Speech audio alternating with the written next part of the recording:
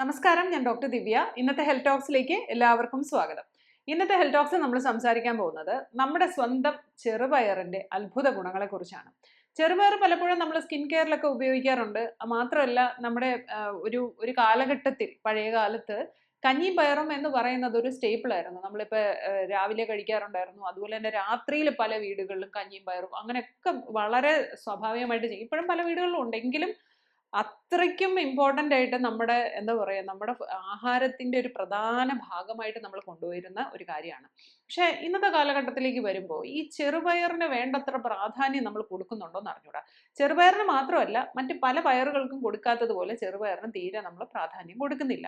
ഞാൻ എല്ലാവരുടെയും കാര്യമല്ല പറയുന്നത്. പ്രത്യേകിച്ച് പുറത്തുനിന്നൊക്കെ ഭക്ഷണം കഴിക്കുന്നവരും അതുപോലെ തന്നെ ഇപ്പം സ്വന്തമായിട്ടൊക്കെ കുക്ക് ചെയ്ത് എളുപ്പത്തിൽ കുക്ക് ചെയ്ത് കഴിക്കുന്ന ആൾക്കാരൊക്കെ പയറും കടലയൊക്കെ നമ്മൾ കഴിക്കുമെന്ന് ചോദിക്കാം. കാരണം ഹെയർ ഫോൾ ഒക്കെ ആയിട്ട് വരുമ്പോഴത്തേക്ക് നമ്മൾ പറയാറുണ്ട് പയർ കഴിക്കണം, കടല കഴിക്കണം എന്നൊക്കെ. അപ്പോൾ അവർ പറയുന്ന ഇതൊന്നും ഞങ്ങൾ കഴിക്കാറില്ല, അല്ലാതെ വിശക്കുമ്പോൾ എന്തെങ്കിലുമൊക്കെ കഴിക്കും, അല്ലെങ്കിൽ വെജിറ്റബിൾസ് കഴിക്കും, അങ്ങനെയൊക്കെ പറയാറുണ്ട്. ശരിക്കും ഈ പയറെന്ന് പറയുന്നത് വളരെയധികം അത്ഭുത ഗുണങ്ങളുള്ള ഒരു കാര്യമാണ്. ഇതിന്റെ അത്ഭുത ഗുണം അറിഞ്ഞു കഴിഞ്ഞാൽ ശരിക്കും പറഞ്ഞാൽ നമ്മൾ വെറുതെ ഇരിക്കുമ്പോഴും പയറ് പുഴുങ്ങി കഴിച്ചാൽ അന്നത്തെ ആ ഒരു മീലിൽ നമുക്ക് കിട്ടുന്ന പ്രോട്ടീൻ ആയാലും ഹൈ ഫൈബർ ആയാലും വൈറ്റമിൻ B1 ആയാലും തൈമിൻ ആയാലും ഒക്കെ ഒരുപാടുള്ള മഗ്നീഷ്യം, സിങ്ക്, ഫോസ്ഫറസ്, പൊട്ടാസ്യം, ഒരുപാട് കാര്യങ്ങളാണ് ഇതിനകത്ത് അടങ്ങിയിരിക്കുന്നത്. പിന്നെ എടുത്തു പറയേണ്ടത് പ്രോട്ടീനാണ്. പ്രോട്ടീൻ ഉണ്ട്, ഫൈബർ ഉണ്ട്. ഇത് രണ്ടും ഏറ്റവും കൂടുതൽ നമുക്ക് എന്താ അവൈലബിൾ ആയിട്ടുള്ള, ഈസിലി അവൈലബിൾ ആയിട്ടുള്ള ഒരു കാര്യമാണ് ഈ ചെറുപയർ എന്ന് പറയുന്നത്. ഈ ചെറുപയർ നമ്മൾ മുടികൊഴിച്ചിലുമായിട്ട് ബന്ധപ്പെട്ട് വരുമ്പോൾ മിക്കവാറും പറയുന്നത് ഒരു കപ്പ് അല്ലെങ്കിൽ ഒരു അരക്കപ്പ് ചെറുപയറോ അല്ലെന്നുണ്ടെങ്കിൽ മറ്റേതെങ്കിലും ഒരു പയറുവർഗ്ഗമോ കഴിക്കാനാണ് പറയുന്നത്. കാരണം മുടിയുടെ വളർച്ചയ്ക്ക് പ്രോട്ടീൻ ആവശ്യമാണ്. പ്രോട്ടീൻ മാത്രമല്ല, മറ്റ് മൈക്രോ ന്യൂട്രിയൻസും സിങ്ക്, സെലീനിയം, പൊട്ടാസ്യം പോലുള്ള മൈക്രോ ന്യൂട്രിയൻസ് ആവശ്യമാണ്. ഇതെല്ലാം കിട്ടുന്ന ഒരു കാര്യമാണ് ചെറുപയർ എന്ന് പറയുന്നത്. ഇപ്പം നമ്മൾ കേരളത്തിലെ സംബന്ധിച്ച് നമ്മളെല്ലാം എല്ലായ്പ്പോഴും ഉപയോഗിക്കുന്ന ഒരു കാര്യം കൂടിയാണ് ഇത്. മിക്കവാറും ആൾക്കാരോടുത്ത് ചെറുപയറോ അല്ലെങ്കിൽ അങ്ങനെ കഴിക്കാൻ പറയുമ്പോൾ അവർ ചോദിക്കുന്നത് വണ്ണം വയ്ക്കില്ലേ, ഈ പയറൊക്കെ കഴിച്ചാൽ വണ്ണം വയ്ക്കത്തില്ല എന്ന് ചോദിക്കുന്നത് ഡയറ്റിലിരിക്കുന്ന ആൾക്കാർ.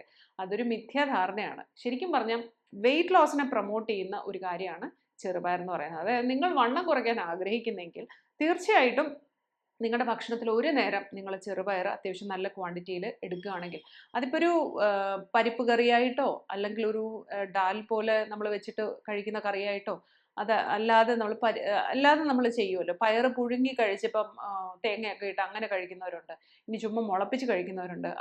ഈ മുളപ്പിച്ച് കഴിക്കുന്നതിന് ടേസ്റ്റ് പലർക്കും ഇഷ്ടമല്ല. അതുകൊണ്ടാണ് 1-2 ദിവസം ചെയ്യും, പിന്നെ അത് സ്റ്റോപ്പ് ചെയ്യും. അപ്പോൾ അതിനേക്കാളും നല്ലത് ഇപ്പം പയറ് കുറച്ച് നേരം വെള്ളത്തിൽ നമ്മൾ കുതിർത്ത് വെച്ചതിന് ശേഷം ജസ്റ്റ് ആവി കയറ്റി കഴിഞ്ഞാൽ, കുറച്ച് നേരം ആവി കയറ്റുമോ അല്ലെങ്കിൽ ജസ്റ്റ് ഒന്ന് പുഴുങ്ങി എടുത്തു കഴിഞ്ഞാൽ നല്ല ഇതായിട്ട് കിട്ടും. അത് നമുക്ക് ഒരു സ്നാക്ക് പോലെ ഇടനേരങ്ങളിലൊക്കെ കഴിക്കാം.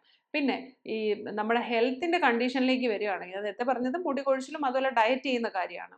ഇനി ഹെൽത്തിൻ്റെ കണ്ടീഷനിലേക്ക് വരുമ്പോൾ മിക്കവാറും ഈ ഡൈജസ്റ്റീവ് പ്രശ്നങ്ങൾ, ഇപ്പോൾ ഗ്യാസ് ഫോർമേഷൻ അല്ലെങ്കിൽ ഈ പയറുവർഗ്ഗം കഴിച്ചു കഴിഞ്ഞാൽ ദഹനക്കേടുള്ള ആൾക്കാർ, ഇങ്ങനെയൊക്കെ ഉള്ളവർക്ക് വലിയ രീതിയിൽ പ്രശ്നമില്ലാത്തൊരു കാര്യമാണ്. ഈ ഡൈജസ്റ്റീവ് ഇൽനെസ് ഉള്ളവർക്ക് ഒരുപാട് ബുദ്ധിമുട്ടുണ്ടാക്കാത്ത ഒരു കാര്യമാണ് ഈ ചെറുപയർ എന്ന് പറയുന്നത്. എല്ലാവർക്കും അല്ല, ചിലർക്കെങ്കിലും. അപ്പം നിങ്ങളത് പേടിച്ചിട്ട് ഒന്നും കഴിക്കാതിരിക്കുന്നതല്ല. ചെറുപയർ ചിലപ്പോൾ കഴിച്ചു നോക്കുമ്പോൾ ചിലപ്പോൾ പ്രശ്നം ഉണ്ടാവില്ല.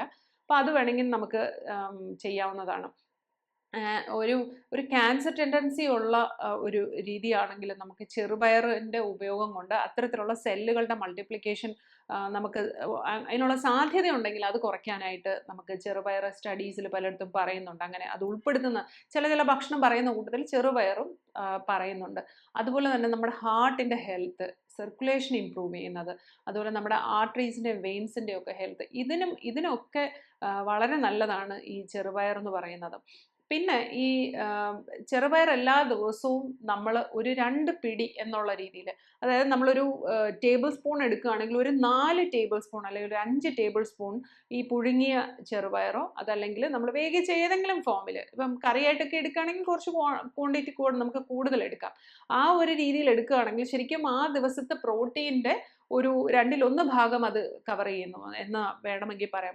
ബാക്കിയൊക്കെ നമുക്ക് ഫിഷോ അത്തരത്തിലുള്ള കാര്യങ്ങളും ഒക്കെ നമുക്ക് സാറ്റിസ്ഫൈ ചെയ്യാൻ പറ്റും. പിന്നെ വെജിറ്റേറിയൻസിനാണെങ്കിലും അല്ലെങ്കിൽ പ്ലാന്റ് ബേസ്ഡ് പ്രോട്ടീൻ എടുക്കാൻ ആഗ്രഹിക്കുന്നവരാണെങ്കിലും ഈ ജിമ്മിൽ വർക്കൗട്ട് ചെയ്യുന്നവരാണെങ്കിൽ, ഇപ്പോൾ ജിമ്മിലൊക്കെ ചെയ്യുന്നവർ വെറുതെ പ്രോട്ടീൻ പൗഡറൊക്കെ കഴിക്കണം, അങ്ങനെ അതൊരു നിർബന്ധം പോലെയാണ് പറയുന്നത്. അതിനൊന്നും എതിരല്ല. പക്ഷേ ഇത്തരത്തിലുള്ള കാര്യങ്ങൾ നമ്മൾ ഉൾപ്പെടുത്തുമ്പോൾ അങ്ങനെയുള്ള സപ്ലിമെന്റ്സ് എപ്പോഴും സിന്തറ്റിക് ഫോമാണ്. അത് അറിഞ്ഞുകൂടാതെയാണ്. പ്രോട്ടീൻ വേണോ എന്ന് ചോദിക്കുമ്പോൾ അവർ പറയാം അത് പ്രോട്ടീൻ പൗഡർ എടുത്താൽ പോരെന്നാണ് ചോദിക്കുന്നത്. നമ്മൾ മനസ്സിലാക്കേണ്ട അതെല്ലാം ആർട്ടിഫിഷ്യലി ക്രിയേറ്റഡ് ആണ്. അപ്പോൾ അത് തീർച്ചയായിട്ടും അതിൻ്റെതായ ബുദ്ധിമുട്ടുകൾ ഉണ്ടാവാം. അത് മെറ്റബോളൈസ് ചെയ്യാനും അതിൻ്റെതായ പാടുണ്ടാവും. അപ്പോൾ അത് വളരെയധികം സൈഡ് എഫക്ട്സ് ഇല്ലാതെ വളരെ നാച്ചുറലായിട്ട് നമുക്ക് ചെയ്യാൻ പറ്റുന്നത് ഈ ചെറുപയർ കഴിക്കുക എന്നുള്ളതാണ്. അത് വളരെ നല്ലതാണ്. പിന്നെ ശ്രദ്ധിക്കേണ്ട ഒരു കാര്യം, ഒരുപാട് നേരം വിശന്നിരുന്നിട്ട് നമ്മൾ ചെറുപയർ കഴിക്കാൻ പാടില്ല. അതായത് ഇപ്പോൾ ഒരു 5 മണിക്കൂർ 6 മണിക്കൂറൊക്കെ ഭക്ഷണം കഴിക്കാതിരുന്നിട്ട് നേരെ പോയി ചെറുപയർ കഴിച്ചു കഴിഞ്ഞാൽ ഗ്യാസ് ഫോർമേഷൻ ഉണ്ടാവും. അത് നമുക്ക് മിക്കവാറും ആൾക്കാർക്ക് അങ്ങനെ ഒരു പ്രശ്നമുണ്ട്. ഇടനേരങ്ങളിൽ കഴിക്കുന്നത് കുറച്ച് നല്ലതായിരിക്കും. അല്ലെങ്കിൽ ഏതെങ്കിലും ഒരു മീലിൻ്റെ കൂടെ കഴിക്കുന്നത് കുറച്ച് കംപ്ലീറ്റ് ആയിരിക്കും. ഇപ്പോൾ പറയുകയാണെങ്കിൽ ഇപ്പോൾ നമ്മൾ ചപ്പാത്തി കഴിക്കുന്നു, അപ്പോൾ ഗോതമ്പ് എന്ന് പറയുമ്പോൾ കാർബോഹൈഡ്രേറ്റ് ആണ്. അടുത്തത് കടലയാണെങ്കിൽ അല്ലെങ്കിൽ പയറ് കറിയൊക്കെ ആണെങ്കിൽ പ്രോട്ടീനാണ്. അപ്പോൾ കാർബോഹൈഡ്രേറ്റായി, പ്രോട്ടീനായി, പിന്നെ അതിനകത്ത് തന്നെ മിനറൽസും ന്യൂട്രിയൻസും എല്ലാം ഉണ്ട്. അപ്പോൾ ഒരു കംപ്ലീറ്റ് ആൻഡ് ബാലൻസ്ഡ് ആയിട്ടുള്ള ഒരു ഡയറ്റ് ഒരു ദിവസത്തേക്കുള്ളത് നമുക്കായി. പിന്നെ ചെറിയ കുട്ടികൾക്കാണെങ്കിൽ വളരെ നല്ലതാണ് ഈ ചെറുപയർ എന്ന് പറയുന്നത്. അവരുടെ ബോണിൻ്റെ ഹെൽത്തും അവരുടെ ബാക്കിയുള്ള ന്യൂട്രീഷൻ ഡെഫിഷ്യൻസി ഒക്കെ ഉണ്ടെങ്കിലൊക്കെ അത് മാറാൻ, അതുകൊണ്ടാണ് നമ്മൾ വീനിങ് ഒക്കെ തുടങ്ങുമ്പോൾ, അതായത് കട്ടിയാഹാരം കൊടുത്തു തുടങ്ങുമല്ലോ, പയറ് പുഴുങ്ങിയ വെള്ളം ഒക്കെയാണ് ആദ്യം നമ്മൾ പറയുന്നത്. ചെറുതായിട്ട് നേർപ്പിച്ച് പരിപ്പിൻ്റെ വെള്ളം അങ്ങനെയൊക്കെ പറയുന്ന പ്രോട്ടീൻ്റെ ബാക്കിയുള്ള കാര്യങ്ങളൊക്കെ കുഞ്ഞിനെത്താൻ വേണ്ടിയിട്ടാണ്. അതുപോലെ പരിപ്പും നെയ്യും ചോറും കൊടുക്കുന്ന ഒരു രീതി കുഞ്ഞു പിള്ളേർക്ക് നമ്മൾ അങ്ങനെ കൊടുക്കാറുണ്ട്. അതായത് ആ പരിപ്പിൻ്റെ ആ ഗുഡ്നെസ് കൊണ്ടാണ്. എന്താ വെച്ചാൽ ഈ ചെറുപയർ അത്രത്തോളം നല്ലതാണ്, കുഞ്ഞുങ്ങളുടെ ഡൈജഷനെ ഒക്കെ ഹെൽപ്പ് ചെയ്യുന്ന ഒന്നാണ്. പിന്നെ ഈ വയറിനൊക്കെ എന്തെങ്കിലും പ്രശ്നമുള്ളവർക്കും പയറ് കഴിക്കാമെന്ന് ഞാൻ പറഞ്ഞു. പക്ഷെ അവർ ശ്രദ്ധിക്കേണ്ട ഒരു കാര്യം, ഈ പയറ് ജസ്റ്റ് റോസ്റ്റ് ചെയ്തിട്ട് അതിനെ അലവാക്കുക എന്ന് പറയും. പഴയ ഭാഷയാണ് അലവാക്കുക എന്ന് പറഞ്ഞാൽ രണ്ടാക്കി മാറ്റുക എന്നുള്ളതാണ്. നമ്മൾ പരിപ്പൊക്കെ വയ്ക്കാൻ വേണ്ടി ചെയ്യുന്ന പോലെ. എന്നാൽ അതിനകത്ത് മുഴുവൻ തൊലിയും കളയുകയും ചെയ്യരുത്. കുറച്ച് തൊലി മാത്രം നമ്മൾ കളയുകയും ചെയ്യണം. ജസ്റ്റ് അത് രണ്ടാക്കുമ്പോൾ തന്നെ കുറച്ച് തോല് പോകും. പക്ഷെ കംപ്ലീറ്റ് ആയിട്ട് നമ്മൾ അതിനെ ഇതാക്കുകയും ചെയ്യില്ല. അങ്ങനെ ഒന്ന് ചെയ്തിട്ട് നമ്മൾ കഴിക്കുകയാണെങ്കിൽ നമുക്ക് ഈ ഡൈജസ്റ്റീവ് പ്രശ്നങ്ങളും ഒരു പരിധി വരെ നമുക്ക് കുറച്ച് നിർത്താനായിട്ട് സാധിക്കും. അതുപോലെ നമുക്കിപ്പം സ്നാക്ക് ചെയ്യുന്ന അല്ലെങ്കിൽ ഇപ്പോൾ വെയിറ്റ് ലോസിന് വേണ്ടി ശ്രമിച്ചുകൊണ്ടിരിക്കുകയാണെങ്കിൽ വിശപ്പ് ചിലർക്കൊരു പ്രശ്നമാണ്. അപ്പം കുറേ നേരം വിശപ്പിനെ നമുക്ക് കൺട്രോൾ ചെയ്ത് നിർത്താൻ വേണ്ടി നമുക്ക് ഈ ചെറുപയർ ഒരു സ്നാക്കായിട്ട് ഉപയോഗിക്കാൻ പറ്റും. അതിനകത്ത് പിന്നെ ഒരുപാട് പഞ്ചസാരയും കാര്യങ്ങളും ഒന്നും ഉപയോഗിക്കാതിരിക്കുക. കാരണം അപ്പോൾ അത് അതിൻ്റെ ഗുണം, നമ്മൾ ഡയറ്റ് ചെയ്യുക എന്നുള്ളതിൻ്റെ ഗുണം കുറച്ച് നഷ്ടപ്പെടും. അപ്പോൾ ഇപ്പം നമ്മൾ മനസ്സിലാക്കേണ്ടത്, നമ്മൾ നിസ്സാരമായി കരുതുന്ന പല കാര്യങ്ങളും, നമ്മുടെ ഇടയിലുള്ള പല കാര്യങ്ങളും എന്ന് പറയുന്നത് നമുക്ക് വളരെയധികം ആരോഗ്യ ഗുണമുള്ളതാണ്. മറ്റ് കാര്യങ്ങളുടെയൊക്കെ പുറകെ പോയിട്ട് ഇത് നമ്മൾ മറക്കാതിരിക്കുക. നമ്മുടെ കുട്ടികൾക്കും അത് വളരെ ചെറിയൊരു പ്രായത്തിൽ തന്നെ നമ്മൾ ശീലമാക്കുക. ഫുഡിനകത്ത് പയർ തോരനായിട്ടും അതുപോലെ തന്നെ മറ്റ് കറികളായിട്ടും ഒക്കെ നമ്മൾ കൊടുത്ത് തുടങ്ങി കഴിഞ്ഞാൽ അവർക്കും ഇതിൻ്റെ ടേസ്റ്റ് ഇഷ്ടപ്പെട്ടു വരും. അപ്പോൾ ഇന്നത്തെ എപ്പിസോഡിൽ ഞാൻ പറഞ്ഞ കാര്യങ്ങൾ നിങ്ങൾക്ക് എല്ലാവർക്കും ഇഷ്ടപ്പെട്ട് കാണുമെന്ന് പ്രതീക്ഷിക്കുന്നു. Thank you so much and keep watching.